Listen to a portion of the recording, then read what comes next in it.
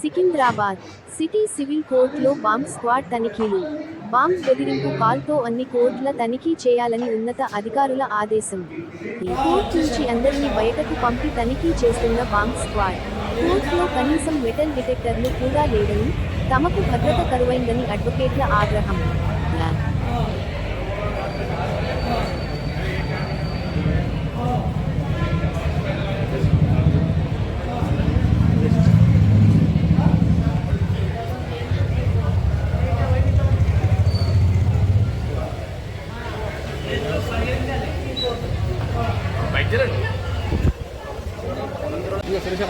మాకు తెచ్చిచ్చే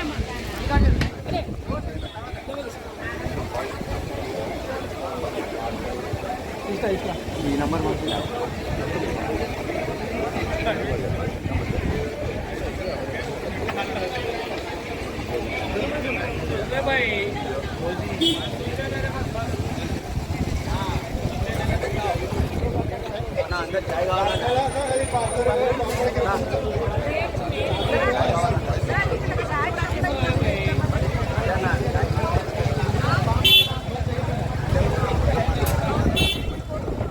సికింద్రాబాద్ న్యాయవాదులుగా ఈరోజు మాకు ఒక కాల్ రావడం జరిగింది.